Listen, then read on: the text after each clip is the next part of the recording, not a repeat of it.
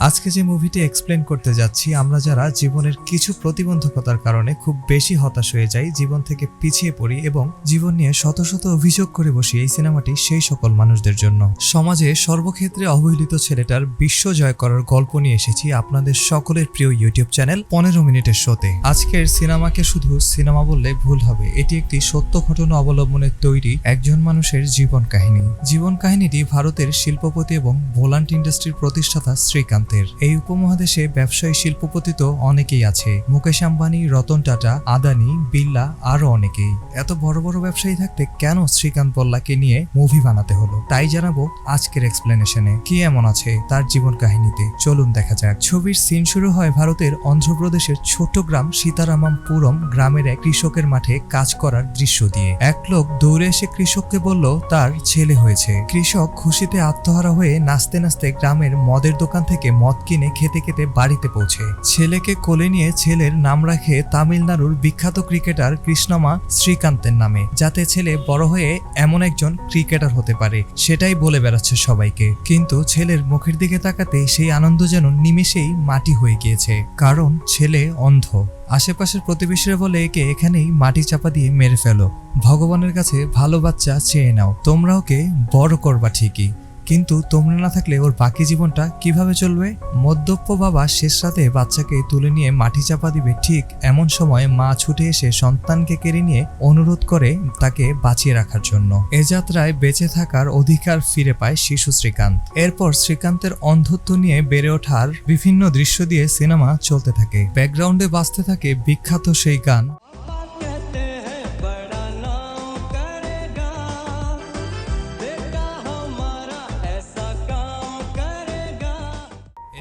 শ্রীকান্তের একটা ছোট ভাই জন্ম নিলে তারা দুই ভাই মিলে স্কুলে যায়।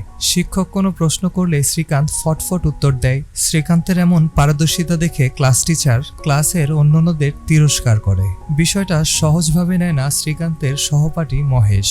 একদিন স্কুলের টিফিন পিরিয়ডে মহেশ খেলার ছলে ডেকে নিয়ে যায় শ্রীকান্তকে। মহেশ বল দিয়ে শ্রীকান্তকে সজোরে আঘাত করলে বেঁধে যায় শ্রীকান্তের সাথে বাকি সহপাঠীদের ঝগড়া। শ্রীকান্তের ছোট ভাই দৌড়ে পালিয়ে যায় আর বাবাকে ডেকে আনে মারামারি বন্ধ করতে। ফেরার পথে বাবা বকতে থাকে শ্রীকান্তকে, বলে তুইও দৌড়ে ছোট ভাইয়ের মতো পালালে আর মার খেতে হতো না। তখন শ্রীকান্ত থেমে গিয়ে বলে, আমি তো অন্ধ, পালাতে জানি না, শুধু ফাইট করতে জানি। আসলেই তো আমরা জীবনে বিপদে পড়লে হয়তো বিপদ থেকে পালিয়ে বাঁচি অথবা বিপদের মোকাবেলা করি, কিন্তু যে অন্ধ তার তো পালাবার পথ নেই। এখানেই অন্ধলোকের সফলতা আর আমাদের ব্যর্থতা। এ যাত্রায় মারামারি করে শ্রীকান্ত বেঁচে তো যায় ঠিকই, কিন্তু তাকে গ্রাম ছাড়তে হয়। শিক্ষকের পরামর্শে হায়দ্রাবাদের একটি বিশেষ স্কুলে পাঠিয়ে দেওয়া হয় তাকে। হায়দ্রাবাদে অন্ধদের বোর্ডিং স্কুলে কৃতিত্বের সাথে পড়াশোনা করে সবার নজরে আসে শ্রীকান্ত। সেখানে শ্রীকান্তের সাথে পরিচয় হয় দেবিকা ম্যামের, যিনি দক্ষিণের একজন অসাধারণ অভিনেত্রী। সারা জীবনে সম্মানের সাথে অভিনয় করে সবার মনে জায়গা করে নেন এই জনপ্রিয় অভিনেত্রী, যার আসল নাম জ্যোতিকা। একদিন স্কুলের পুরস্কার বিতরণী অনুষ্ঠানে বিশেষ কৃতিত্বের কারণে শ্রীকান্তকে বক্তব্য দিতে দিলে স্কুল প্রতিষ্ঠাতার সামনেই স্কুল কমিটির দুর্নীতির কথা বলে ফেলে সে। ফলস্বরূপ বের করে দেয়া হয় তাকে। স্কুল থেকে বের হবার সময় হাতের লাঠিটাও কেটে নেয় প্রিন্সিপাল। একে তো অন্ধ মানুষ, তার উপর আবার হায়দ্রাবাদের মতো ব্যস্ত শহরে রাতের বেলায় যেন পুরো অসহায় হয়ে দিক বেদিক ছুটতে থাকে শ্রীকান্ত। এক ভদ্রমহিলার গাড়ির নিচে পড়তে পড়তে বেঁচে যায় শ্রীকান্ত। ভদ্রমহিলা হাতে কিছু টাকা গুঁজে দিয়ে বলে, কিছু খেয়ে নিও। এইদিকে শ্রীকান্তকে স্কুল থেকে বের করে দেওয়ার ব্যাপারটা জানতে পারে দেবিকা ম্যাম।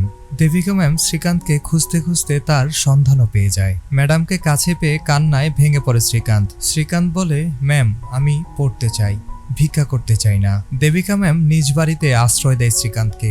ফোনে কথা হয় ম্যামের শ্রীকান্তের বাবা মায়ের সাথে। দেবিকা ম্যাম বলে, আজ থেকে শ্রীকান্তের দায়িত্ব আমার। শ্রীকান্ত পড়াশোনা করবে, সেটা কোনো স্কুলে হোক বা অন্য কোথাও। এরপর দেখা যায় দেবিকা ম্যাম ক্যাসেট প্লেয়ারে ভয়েস রেকর্ড করে শ্রীকান্তকে দিচ্ছে, যেন সে শুনে শুনে মুখস্থ করতে পারে। সব সাবজেক্ট শুনে শুনে পড়তে থাকে শ্রীকান্ত। ফাইনাল পরীক্ষায় সহকারীর সাহায্য নিয়ে শ্রীকান্ত 10ম শ্রেণীর পরীক্ষায় অংশগ্রহণ করে। রেজাল্টের দিন দেখা যায় শ্রীকান্ত বিজ্ঞান বিভাগ থেকে 96% মার্কস নিয়ে কৃতিত্বের সাথে পাশ করে। এবার তো কলেজে যাবার পালা। কিন্তু দেবিকা ম্যাম জানায় শ্রীকান্তকে কোনো কলেজে ভর্তি নিতে চাচ্ছে না, কারণ কোনো কলেজে ডিসেবল ব্যক্তির সায়েন্স নিয়ে পড়ার আইনত ব্যবস্থা নেই।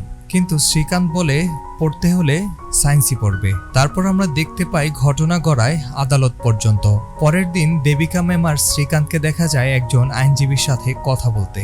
ম্যাম বলেন আইনজীবীকে, স্যার এই বাচ্চাকে কোনো কলেজে ভর্তি করাতে পারছি না। আইনজীবী বলে, আপনার মনে হয় সেটার জন্য কলেজে যাওয়া উচিত, আপনি এখানে কেন এসেছেন? ম্যাম বলেন, দৃষ্টি প্রতিবন্ধী শিক্ষার্থীদের জন্য ভারতীয় শিক্ষা ব্যবস্থায় বিজ্ঞান পড়ার কোনো সুযোগ নেই, এজন্য মামলা করতে এসেছি। আইনজীবী বলে, কার উপর মামলা করবেন? শ্রীকান্ত বলে, ভারতীয় শিক্ষা ব্যবস্থার উপরে। এবার আইনজীবী একটু নড়ে চড়ে বসেন। পরের দৃশ্যে আমরা দেখি আদালতে এডুকেশন বোর্ডের পরীক্ষার উকিল মহামান্য আদালতের কাছে শ্রীকান্ত কেন সায়েন্স নিয়ে পড়তে চায় সেটা জানতে চাওয়া হয়। শ্রীকান্ত বলে সে বিজ্ঞান বিভাগ থেকে 96% মার্কস নিয়ে পাশ করেছেন। বলতে বলতে শ্রীকান্ত হুট করেই প্রশ্ন করে বসে জজ সাহেবকে। শ্রীকান্ত বলে, আচ্ছা জজ সাহেব, আপনি কেন জজ হয়েছেন? জজ সাহেব বলেন, আপনার কিছু বলার থাকলে তা অনুমতি নিয়ে বলতে হবে। আর কেন জজ হয়েছে জানতে চান? কারণ আমার জজ হওয়ার ইচ্ছে ছিল। শ্রীকান্ত এবার অনুমতি নিয়ে বলেন, আপনি তো ডাক্তার, ইঞ্জিনিয়ার অথবা অভিনেতাও হতে পারতেন, কিন্তু আপনি জজ হয়েছেন কারণ আপনি জজ হতেই চেয়েছিলেন, তাই এটা পছন্দের ব্যাপার। ভর্তি তো মার্কসের উপর নির্ভর করে, চোখের উপর নয়। এবার প্রতিপক্ষের উকিল শ্রীকান্তকে বলে, আপনি তো নিউটনের ঘটনা নিশ্চয়ই জানেন। যদি উনি আপেল গাছ থেকে আপেলকে পড়তে না দেখতেন তাহলে গ্রেভিটি বা অভিকর্ষ বল আবিষ্কারই হতো না। একথা বলার সাথে সাথে শ্রীকান্ত তার পথ চলার লাঠিটি হাত থেকে ফেলে দিয়ে বলে, স্যার স্টেকটি পড়ে যেতে হয়তো দেখেছেন, কিন্তু কেউ কি বলতে পারেন এটা কত বেগে মাটিতে পড়েছে? আমি দেখিনি, কিন্তু আমি আপনাদের হিসাব করে জানিয়ে দিচ্ছি লাঠিটি কত বেগে পড়েছে। আপনারা হিসাব করুন, মিলিয়ে দেখবেন ঠিক আছে কিনা। এরপর শ্রীকান্ত নিউটনের ভরবেগের সূত্র দিয়ে বের করে দেন কত বেগে লাঠিটি মাটিতে পড়ে, যা বিপক্ষ দলের বিপক্ষ উকিল ক্যালকুলেটর দিয়ে বের করে দেখে অবাক হয়ে যায়। এবার শ্রীকান্ত বলে, নিউটনের আগে কেউ আপেল গাছ থেকে আপেল পড়তে দেখে নাই ব্যাপারটা এমন না। অনেকেই দেখেছে, কিন্তু কেউ গ্র্যাভিটি বা আবিকর্ষ বলের ব্যাপারটা চিন্তা করেনি, কারণ গ্র্যাভিটি দেখা যায় না, সেটা অনুভব করতে হয়, আর অনুভব করতে চোখ লাগে না। এবার জজ সাহেব খুশি হয়ে পরবর্তী শুনানির দিন ধার্য করে বলে, শ্রীকান্ত যে কলেজে ভর্তি হতে চায় সেই কলেজের অধ্যক্ষকে আদালতে উপস্থিত হতে হবে। বাসায় ফিরে দেবিকা ম্যাম শ্রীকান্তকে ওয়াকম্যান ধরিয়ে দিলে শ্রীকান্ত বলে, ওয়াকম্যান কেন ম্যাম? ম্যাম মজা করে বলে, এআর রহমানের গান শুনতে। পরে ম্যাম বলে, কেস চলতে চলতে মিড টার্মের সময় তো চলে আসবে, আমাদের ভর্তি হওয়ার সুযোগ থাক বা না থাক, জ্ঞান কখনোই নষ্ট হয় না। একটা ক্যাসেট প্লেয়ার শ্রীকান্তের হাতে ধরিয়ে দিয়ে বলে, এটা একাদশ শ্রেণীর পদার্থবিজ্ঞানের প্রথম পত্রের বইয়ের অডিও রেকর্ডিং। আদালতে পরের শুনানির দিন আমরা শ্রীকান্তের ভর্তি হতে চাওয়া সেই কলেজের প্রিন্সিপালকে দেখতে পাই। প্রিন্সিপাল আদালতকে বলে, সায়েন্স এত সহজ নয়, কিছু সূত্র মুখস্থ করে মানুষকে ইমপ্রেস করলেই হয় না। মিস্টার শ্রীকান্তের জন্য ইন্টারমিডিয়েটের সিলেবাস শেষ করা অসম্ভব। শ্রীকান্ত বলে, স্যার আপনি শুধু এতটুক বলেন, আমি কি করতে পারবো না? আমি সব পারবো। প্রিন্সিপাল একটি বই এগিয়ে দিয়ে বলে, এই বই থেকে বের করে কিছু পড়ে শোনান। এই বইটি বিজ্ঞান বিভাগের সকল ছাত্রছাত্রীরা পড়ে। জজ সাহেব বিরক্ত হয়ে বলে, আপনি কি করছেন? প্রিন্সিপাল বলেন, সরি ইউর অনার, প্রতিটি কলেজে সায়েন্স পড়ানোর জন্য একটি পদ্ধতি আছে, শুধুমাত্র একজন ব্যক্তির জন্য সিস্টেম পাল্টানো যায় না। দারুণ কষ্ট পায় ম্যাডাম ও শ্রীকান্ত। এবার ম্যাম একটি বেল বই হাতে ধরিয়ে দেয় শ্রীকান্তকে। শ্রীকান্ত সেটা প্রিন্সিপালকে দিয়ে বলে, স্যার এখান থেকে কিছু পড়ে শোনান। প্রিন্সিপাল বলে, এ তো বেল বুক, আমার তো বেল জানা নেই, এমনকি এই কোর্টরুমে কারো জানা আছে বলে আমার মনে হয় না। শ্রীকান্ত বলে, এবার চিন্তা করুন স্যার, আমরা অন্ধরা যদি বেল বই দিয়ে ভারতীয় শিক্ষা ব্যবস্থা তৈরি করতাম তাহলে আপনারা কেউ কি সেটা মেনে নিতে পারতেন? আমি বলছি না আপনারা আমার জন্য পুরো সিস্টেম উলটপালট করে দেন, আমি শুধু সেই সিস্টেমের অংশীদার হতে চেয়েছি মাত্র। প্রিন্সিপাল বলে, আমরা দাতব্য প্রতিষ্ঠান নই, অন্ধলোককে ভর্তির সুযোগ করে দিলে তার জন্য কলেজের রেজাল্ট খারাপ হবে। দেবিকা ম্যাম এবার উত্তেজিত হয়ে বলে, 45% পাশের হার আপনার কলেজে, আর কত খারাপ হবে? শ্রীকান্ত, আপনার কলেজে ভর্তি হলে আপনার কলেজের সুনাম বাড়বে, সে আপনাদের সুযোগ করে দিচ্ছে, ভিক্ষা চাচ্ছে না। ম্যাম জজ সাহেবকে বলেন, ন্যায় অন্যায় বোঝার জন্য চোখের দরকার হয় না, আপনার আইন তো অন্ধ, কিন্তু আমরা তার উপর পূর্ণ বিশ্বাস রাখি। এবার শ্রীকান্ত বলে, আমি স্পষ্ট দেখতে পাচ্ছি স্যার আপনার কাছে আর কোনো আর্গুমেন্ট নেই, বাদ দেন প্লিজ, বাকি কথা না হয় ক্লাসরুমেই হবে। শ্রীকান্তের কারণে ভারতীয় শিক্ষা ব্যবস্থার যুগান্তকারী আইন পাশ হয়, যার মাধ্যমে বিজ্ঞান বিভাগে পড়ার জন্য সুযোগ পেয়েছে শ্রীকান্তের মতো অসংখ্য ডিজেবল শিক্ষার্থীরা। এরপর কলেজ জীবনের কিছু চমৎকার স্মৃতি দেখানো হয়। শ্রীকান্ত বিশেষ চাহিদা সম্পন্ন ক্রিকেট টিমের দুর্দান্ত খেলার পাশাপাশি 98% মার্কস নিয়ে কৃতিত্বের সাথে ইন্টারমিডিয়েট পাশ করে। তখন শ্রীকান্ত তার কৃতিত্বের সংবাদ দিতে যায় সেই জজের কাছে, আর সেখান থেকেই শ্রীকান্ত জানতে পারে ভারতের তৎকালীন প্রেসিডেন্ট ডক্টর আবুল কালাম আজাদের একটি অনুষ্ঠান সম্পর্কে। পরে শ্রীকান্ত সেই অনুষ্ঠানে যায়। সেখানে ডক্টর আবুল কালাম আজাদ সবাইকে প্রশ্ন করে যে আপনারা বড় হয়ে কে কি হতে চান। কেউ বলে সে ডাক্তার হতে চায়, আবার কেউ বলে সে সায়েন্টিস্ট হতে চায়। তারপর আস্তে আস্তে যখন শ্রীকান্তের পালা আসে, শ্রীকান্ত বলে সে দেশের প্রথম ভিজুয়ালি চ্যালেঞ্জ প্রেসিডেন্ট হতে চান। তখন ডাক্তার আবুল কালাম তার আসন ছেড়ে উঠে এসে বলে, তোমার নাম কি? নাম বলার পরে তিনিও বলেন, আমিও তোমাকে প্রেসিডেন্ট হিসেবে দেখতে চাই। পড়াশোনার পাশাপাশি শ্রীকান্ত ক্রিকেট খেলাও ছিল পারদর্শী। এভাবে ক্রিকেট খেলতে খেলতে শ্রীকান্ত ইন্ডিয়ান ব্লাইন্ড ক্রিকেট টিমে সুযোগ পেয়ে যায়। প্রথমবারের মতো ইন্ডিয়ান টিমের জার্সি হাতে পেয়ে শ্রীকান্ত দেখা করতে যায় তার বাবার সাথে। পথে স্কুল জীবনের সহপাঠী মহেশের সাথে দেখা হয়ে যায়। মহেশ বলে, শহরে ভিক্ষা করে তো দেখি তুই অনেক বড়লোক হয়ে গেছিস। শ্রীকান্ত কোনো প্রতিবাদ করে না। গ্রামে পৌঁছে শ্রীকান্ত তার জার্সিটা তার বাবাকে দেয়। এবার ক্রিকেট প্রেমী শ্রীকান্তের বাবা আবারও খুশিতে আত্মহারা। এরপর একদিন প্র্যাকটিসের সময় দেবিকা ম্যাম শ্রীকান্তকে ফোন করে। শ্রীকান্তের ইচ্ছা ছিল আইআইটি নিয়ে পড়ার, কিন্তু ইন্ডিয়ান এডুকেশনাল সিস্টেমে কোনো ভিজুয়াল চ্যালেঞ্জ স্টুডেন্টের আইআইটি নিয়ে পড়ার সুযোগ নেই। যদি তারপরেও শ্রীকান্ত আইআইটি নিয়ে পড়তে চায়, তাহলে তাকে ইন্ডিয়ান এডুকেশন সিস্টেমের বিরুদ্ধে আবার মামলা করতে হবে। এসবই বলছিলেন দেবিকা ম্যাম শ্রীকান্তকে। শ্রীকান্ত দেবিকা ম্যামকে শুধু একটা কথাই বলে, আমি অত কিছু জানি না, আমি শুধু পড়তে চাই, কোনো সিস্টেম পরিবর্তন করা আমার কাজ না। শ্রীকান্ত দেবিকা ম্যামকে এও বলে তাহলে যেন দেবিকা ম্যাম ইন্টারন্যাশনাল ইউনিভার্সিটিতে শ্রীকান্তের হয়ে অ্যাপ্লাই করে দেয়। তখন দেবিকা ম্যাম বলে তাহলে তার ইন্ডিয়ান ক্রিকেট টিমে খেলার স্বপ্ন আর পূরণ হবে না, কারণ শ্রীকান্ত ইন্টারন্যাশনাল ইউনিভার্সিটিতে পড়ালেখার সুযোগ পেলে তার বিদেশে চলে যেতে হবে। শ্রীকান্ত এতে কোনো আপত্তি করে না। সে তার উচ্চতর ডিগ্রি অর্জনের জন্য ইন্ডিয়ান ক্রিকেট টিমে খেলার যে সুযোগ তাও সে বিসর্জন দিতে প্রস্তুত। তখন থেকে ক্রিকেটার হবার স্বপ্নকে ভঙ্গ করে শ্রীকান্ত আবার সেই হায়দ্রাবাদে দেবিকা ম্যামের বাসায় চলে আসে। শ্রীকান্ত বিশ্বের বড় বড় ইউনিভার্সিটিতে অ্যাপ্লাই করে এবং ইন্টারভিউ দেয়। ইন্টারভিউ শেষে শ্রীকান্ত ইউএস এর টপ 4 ইউনিভার্সিটিতে ফুল স্কলারশিপ সহ অধ্যয়নের সুযোগ পায়। সকল প্রক্রিয়া শেষ করে শ্রীকান্ত ইউএস এর উদ্দেশ্যে যাত্রা শুরু করে। তাকে এয়ারপোর্ট পর্যন্ত এগিয়ে দিতে আসেন দেবিকা ম্যাম। ইমিগ্রেশনে হয় আরেক ঝামেলা, কারণ এখানে ভিজুয়ালি ডিসেবল যাত্রীদের জন্য একা ভ্রমণ করার পারমিশন নেই। তাই কোনোভাবেই শ্রীকান্তকে তারা একা ভ্রমণ করার পারমিশন দেয় না। শ্রীকান্তের অনেক রিকোয়েস্টের পরেও অথরিটি যেন কোনো কথাই শুনছে না শ্রীকান্তের। উপায় না পেয়ে শ্রীকান্ত ইমিগ্রেশনে আসা অন্যান্য যাত্রীদেরকে বলছে তারা যেন শ্রীকান্তের হয়ে অথরিটিকে বলে শ্রীকান্তের সাথে তারা ভ্রমণ করছে, কিন্তু শ্রীকান্তের এই প্রস্তাবে কেউই রাজি হয় না। তখন শ্রীকান্তের মন ভীষণ খারাপ হয়ে যায়। তখন হঠাৎ করেই শ্রীকান্তের মনে পড়ে সে বিমানবন্দরে আসার আগে সে একটি ভিডিও থেকে জেনে নিয়েছিল একটি এরোপ্লেনের কোথায় কি থাকে। তখন ইমিগ্রেশনের ওয়েটিং রুমের যেই চেয়ারগুলো থাকে সেখানে দাঁড়িয়ে শ্রীকান্ত সবার অ্যাটেনশন চায়। সেখানে ইমিগ্রেশনের অথরিটিরাও ছিল।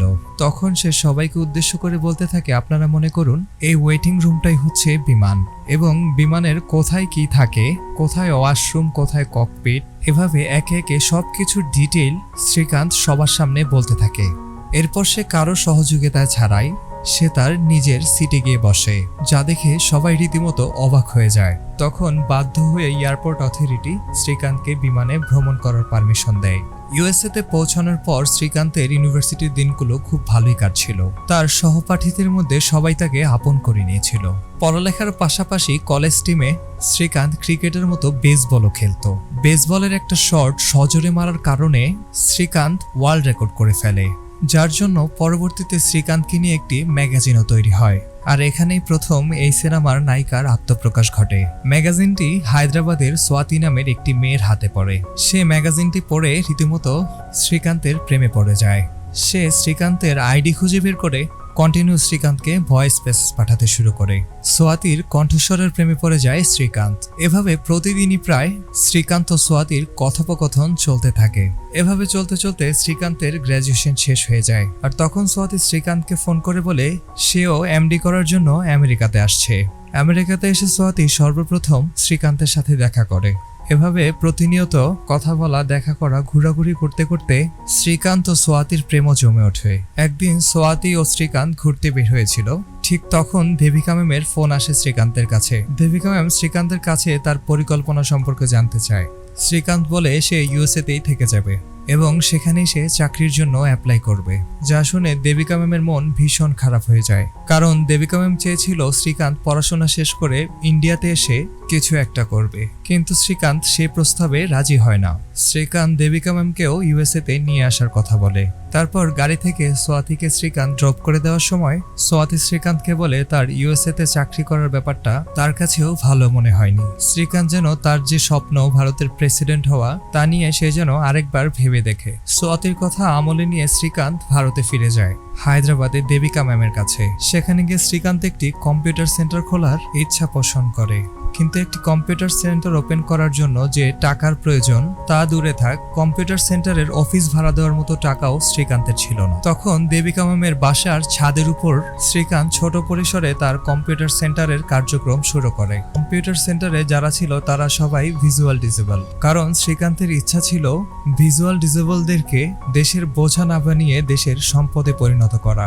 এভাবে শ্রীকান্তের কম্পিউটার ট্রেনিং সেন্টারের কার্যক্রম ভালোই চলছিল, কিন্তু 6 মাস অতিবাহিত হওয়ার পরেও এখান থেকে যারা ট্রেনিং নিয়েছে তারা সকলে ভিজুয়াল ডিসেবল হওয়ায় কোনো কোম্পানি তাদেরকে চাকরিতে নিতে চায় না। তখন শ্রীকান্ত চিন্তা করে তাদের জন্য নিজে একটি কর্মসংস্থানের ব্যবস্থা করা। তখন শ্রীকান্ত প্যাকিং পেপারের বিজনেস শুরু করে, পাশাপাশি বিভিন্ন ইনভেস্টরদের কাছে গিয়ে তার বিজনেস আইডিয়া সম্পর্কে জানাতে থাকে। কিন্তু সবাই শোনে ঠিকই, ভিজুয়াল ডিসেবল বলে কেউ তাদের কোম্পানিতে ইনভেস্ট করার আগ্রহ দেখায় না। এর মাঝে একদিন শ্রীকান্ত এপিজে আবুল কালাম আজাদের সাথে দেখা করে এবং তার বিজনেস সম্পর্কে সবকিছু তাকে খুলে বলে। আবুল কালাম আজাদ প্রাথমিক অবস্থায় শ্রীকান্তের বিজনেসে কিছু টাকা ইনভেস্ট করে। এরপর শ্রীকান্ত আরেকজন ইনভেস্টরের সাথে দেখা করতে যায়, যার নাম রাভি মান্ত্রা। তাকেও সে সবকিছু খুলে বলে, কিন্তু প্রথমে রাভি তার এই বিজনেসে ইনভেস্ট করতে রাজি হয় না। কিন্তু পরক্ষণে রাভি জানতে পারে এপিজে আবুল কালাম আজাদ তার বিজনেসে 25 লক্ষ টাকা প্রাথমিকভাবে ইনভেস্ট করেছে। তখন রাভিও শ্রীকান্তের বিজনেসে ইনভেস্ট করতে রাজি হয়ে যায়। তখন রাভি শ্রীকান্তকে নিয়ে একটি ফ্যাক্টরি দেখতে যায়। অল্প টাকায় পুরনো একটি ফ্যাক্টরি কেনার মাধ্যমে শ্রীকান্ত তার ব্যবসার যাত্রা শুরু করে। কোম্পানিটির নামকরণ করা হয় বোলান্ড। এখানে সকল কর্মচারী ছিল ভিজুয়াল ডিসেবল। এদের কাজ শেখার ব্যাপারে বিভিন্ন সময়ে শ্রীকান্ত সকল ধরনের সহযোগিতা করে এসেছে, কারণ শ্রীকান্ত কখনোই চায়নি একজন ভিজুয়াল ডিসেবল মানুষ এদেশের বোঝা হয়ে থাকুক। সে চেয়েছে প্রত্যেকটি ভিজুয়াল ডিসেবল মানুষকে সম্পদে পরিণত করতে। এছাড়াও অন্যান্য প্রতিবন্ধীদেরকেও শ্রীকান্ত তার কোম্পানিতে চাকরির ব্যবস্থা করে দেয়। তাদের ফ্যাক্টরি ভালোই চলছিল, কিন্তু 1 মাস পর দেখা দেয় বড় আরেকটি সমস্যা। বিদ্যুৎ অফিস থেকে তাদের ফ্যাক্টরির ইলেকট্রিসিটি বন্ধ করে দেওয়া হয়, কারণ এই ফ্যাক্টরিটি আগে যে পরিচালনা করত সেই ব্যক্তি এই ফ্যাক্টরির 1.2 কোটি টাকা বকেয়া রেখে শ্রীকান্তের কাছে বিক্রি করে দিয়েছিল। বিদ্যুৎ অফিস থেকে শ্রীকান্তকে বলা হয় তারা যদি বকেয়া বিল পরিশোধ না করে তাহলে বিদ্যুৎ অফিস থেকে তাদের ফ্যাক্টরিতে ইলেকট্রিসিটি লাইন দেয়া সম্ভব না। তখন শ্রীকান্ত রাভি বলে গত 2 বছরের বিদ্যুৎ বিল তো এই ফ্যাক্টরিটি আগে যে পরিচালনা করেছে তার দেওয়ার কথা, তাহলে আমরা কেন বিদ্যুৎ বিল পরিশোধ করব? বিদ্যুৎ অফিসের অফিসার সাফ জানিয়ে দেয় বিদ্যুৎ বিল পরিশোধ না করলে তারা ফ্যাক্টরিতে পুনরায় বিদ্যুতের লাইন দিতে পারবে না। এসব শুনে রাভি ও শ্রীকান্তের মন খারাপ হয়ে যায়। তারা কিছুদিন সময় চায় বিদ্যুৎ অফিস থেকে বকেয়া পরিশোধ করার জন্য, আর অফিসারকে বলে যদি ফ্যাক্টরিতে বিদ্যুৎ থাকে তাহলে আমাদের ফ্যাক্টরি চলমান থাকবে, আর ফ্যাক্টরি চললে আপনার বিদ্যুৎ বিলও আমরা পরিশোধ করতে পারবো। ঠিক এমন সময় একটি পিয়ন চা নিয়ে আসে শ্রীকান্ত ও রাভির জন্য, যে স্যার আপনার কাছে আমি আজীবন কৃতজ্ঞ, কারণ আপনার জন্যই আজকে আমার ছেলেটা চাকরি পেয়েছে। এবং সেই পিয়ন বিদ্যুৎ অফিসের অফিসারকে শ্রীকান্ত সম্পর্কে বিভিন্ন কথা বলতে থাকে, যা শুনে বিদ্যুৎ অফিসের অফিসারের মন নরম হয়ে যায়। তখন সে শ্রীকান্তকে বিদ্যুৎ অফিসের বিল পরিশোধ করার জন্য 1 বছরের সময় দেন। পুনরায় ইলেকট্রিসিটি লাইন শ্রীকান্তের ফ্যাক্টরিতে দেওয়া হলে তার ফ্যাক্টরি খুব ভালোভাবে চলতে থাকে। এবং 1 বছরের মাথায় শ্রীকান্ত বিদ্যুতের সকল বকেয়া পরিশোধ করতে সক্ষম হয়। তারপর আমরা দেখতে পাই কোম্পানির 1 বছর পূর্তি উপলক্ষে শ্রীকান্ত ও রাবি একটি অনুষ্ঠানের আয়োজন করে। সেখানে অনেক মিডিয়াও উপস্থিত ছিল। সেখানকার মিডিয়া শ্রীকান্তের প্রশংসা না করে সবাই রবির প্রশংসাই করছে। রবিকেই তারা হিরো হিসেবে আখ্যায়িত করছে। তারা বলছে আপনি খুব সাহসী মানুষ, কারণ আপনি একজন অন্ধের উপরে টাকা ইনভেস্ট করার মতো সাহস দেখিয়েছেন। সেই অনুষ্ঠানে উপস্থিত ছিল শ্রীকান্তের ছোটবেলার বন্ধু। এরপর টিভি চ্যানেলে কথা বলার সময় শ্রীকান্ত মাহেশকে দেখতে পায়। তাকে ডেকে নিয়ে এসে তার সামনে দাঁড় করায় এবং সাংবাদিকদের সামনে সে বলতে থাকে, আজকে আমি এ পর্যায়ে আসতে পেরেছি শুধু আমার এই বন্ধুর জন্য, কারণ ছোটবেলায় সে সবসময় আমাকে বলতো বড় হয়ে আমাকে শুধু ভিক্ষাই করতে হবে। আর সেখান থেকেই অন্ধ হয়েও অনুপ্রেরণা পেয়েছি আমি। সেখান থেকেই শ্রীকান্তের মনে একটি জেদ কাজ করছিল। আসলে মহেশ এখানে এসেছিল একটি চাকরির জন্য। মহেশের চাকরি দরকার, মহেশ তা শ্রীকান্তকে খুলে বলে। কিন্তু শ্রীকান্ত মহেশকে অপমান করে দেয়। সে মহেশকে বলে, তুই ছোটবেলা থেকে আমি অন্ধ বলে আমাকে তুচ্ছ-তাচ্ছিল্য করেছিস, এখন এসেছিস আমার কোম্পানিতে চাকরি করতে। শ্রীকান্ত মহেশকে চাকরি না দিয়ে অপমান করে তাড়িয়ে দেয় সেখান থেকে, যা দেখে ফেলে দেবিকা ম্যামও শ্রীকান্তের পার্টনার রাভি। ব্যাপারটা তাদের দুজনের কাছেও বেশ খারাপ লাগে। তারা দুজন বলাবলি করতে থাকে মহেশের সাথে শ্রীকান্তের এরূপ আচরণ করা মোটেও ঠিক হয়নি। তারপর রাভি গিয়ে শ্রীকান্তকে বলে, তুমি মহেশের সাথে যা করেছ তা মোটেও ঠিক করনি। আমাদের এবং প্রেসের সামনে তোমার বন্ধুকে অপমান না করলেও পারতে। তখন শ্রীকান্ত রাভিকে বলে, আজকে এই কোম্পানির দাঁড়ানোর পেছনে সব ক্রেডিট তো তুমিই নিয়ে নিচ্ছ, সবকিছুতে অবদান তোমার। তুমি অন্ধের উপর বিশ্বাস করেছ, ইনভেস্ট করেছ। আমার আইডিয়া, প্ল্যানিং এসবের কোনো দামই নেই। আসলে শ্রীকান্তের মধ্যে কিছুটা ওভার কনফিডেন্স গ্রো করতে থাকে, কারণ অন্ধত্বের জন্য ছোটবেলা থেকেই শ্রীকান্তকে সব জায়গা থেকে তুচ্ছ-তাচ্ছিল্য করা হতো। এখন সে নিজের যোগ্যতায় একটা জায়গায় পৌঁছেছে, তাই সে সহজে কিছু মেনে নিতে পারে না। সে বিশ্বাস করতে থাকে সে যা ভাবে তাই সঠিক, আর ভাবতে থাকে কোনো কিছুই তার কাছে অসম্ভব নয়। সবকিছুর জন্য সে তার নিজেকেই যথেষ্ট মনে করে। তারপর একদিন শ্রীকান্ত রবিকে বলে সে ফ্যাক্টরি আরো বড় করতে চায়, কিন্তু রবি তাতে একটু অবাকই হয়, কারণ তাদের ফ্যাক্টরি দিয়ে আহামরি কোনো লাভ হচ্ছে না। তারপর আমরা দেখতে পাই শ্রীকান্ত একজন ফ্যাক্টরির মালিকের সাথে কথা বলে 6 মাসে মূল্য পরিশোধ করার শর্তে তার একটি পুরনো ফ্যাক্টরি কিনে নেয় এবং তার ব্যবসার পরিসর বড় করে নেয়। এভাবে আস্তে আস্তে শ্রীকান্ত ও রাবির বিজনেস আগাতে শুরু করে।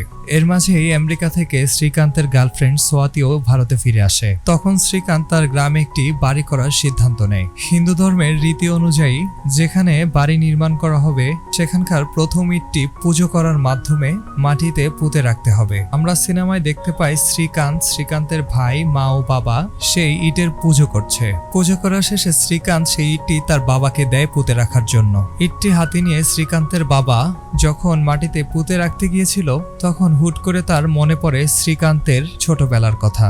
শ্রীকান্ত অন্ধ হওয়ার কারণে সেই সময় শ্রীকান্তের বাবা ঠিক এখানেই শ্রীকান্তকে মাটি চাপা দিতে চেয়েছিল। সে মনে মনে ভাবতে থাকে সেদিন যদি শ্রীকান্তকে এখানে মাটি চাপা দিয়ে দিত তাহলে হয়তো আজকের দিনটি সে দেখতে পেত না। এসব ভাবতে ভাবতে আবেগপ্রবণ হয়ে পড়ে শ্রীকান্তের বাবা। তারপর একদিন শ্রীকান্ত সোয়াতিকে নিয়ে রাবির বাড়িতে আসে। তারা সবাই মিলে আড্ডা দিচ্ছিল। তখন টিভি নিউজে বলতে শোনা যায় এবছর বিজনেস এক্সেলেন্সি অ্যাওয়ার্ড পেয়েছেন মুকেশ আম্বানি। তখন রাবির ওয়াইফ হেসে বলে ওঠে, আগামী বছর এই অ্যাওয়ার্ড পাবে আমাদের বোলান্ড কোম্পানি।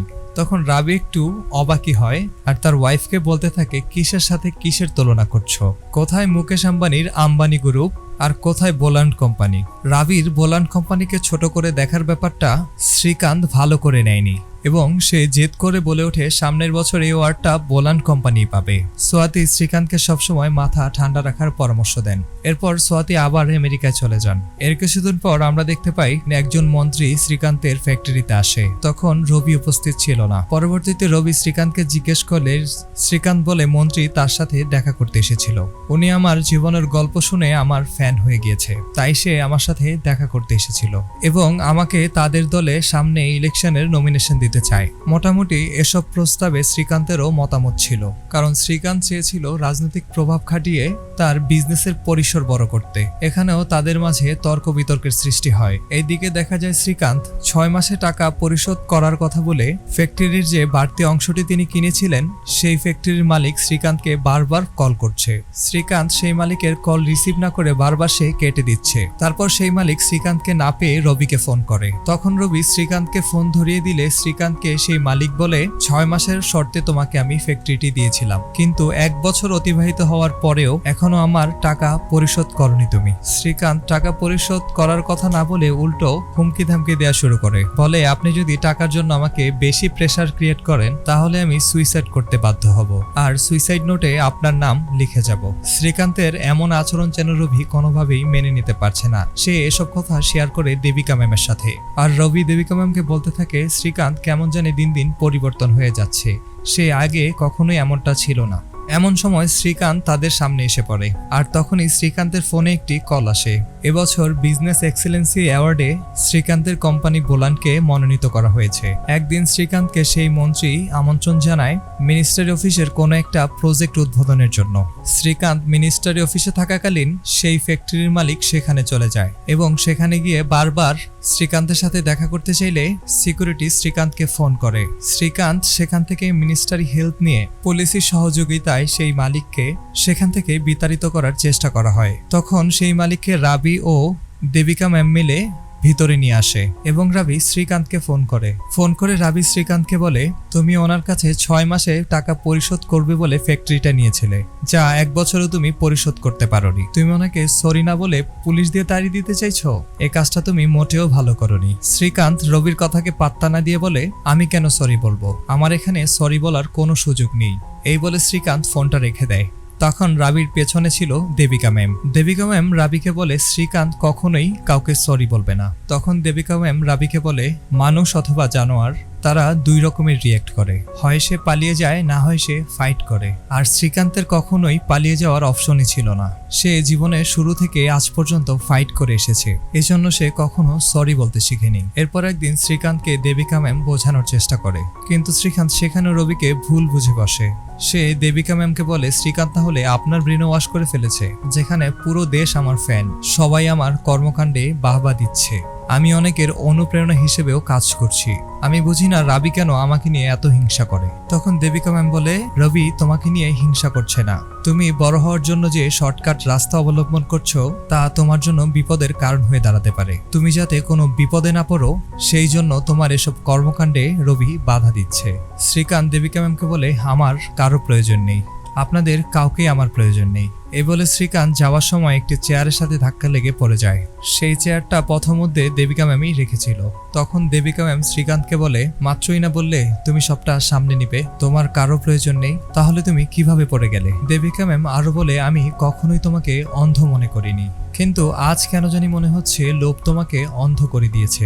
একদিন সেই মন্ত্রীর আমন্ত্রণে সেই মন্ত্রীর অফিসে যাচ্ছিল, যেতে যেতে শ্রীকান্তের কানে দেবিকা ম্যামের সেই কথাগুলো ভেসে উঠছিল। তারপর সেই মিনিস্ট্রি অফিসে পৌঁছালে শ্রীকান্ত জানতে পারে সামনে ইলেকশনের জন্য শ্রীকান্তকে নিয়ে তারা অনেক পোস্টার বানিয়েছে। সেই স্লোগানের পোস্টারগুলো অনুপ্রেরণামূলক ছিল।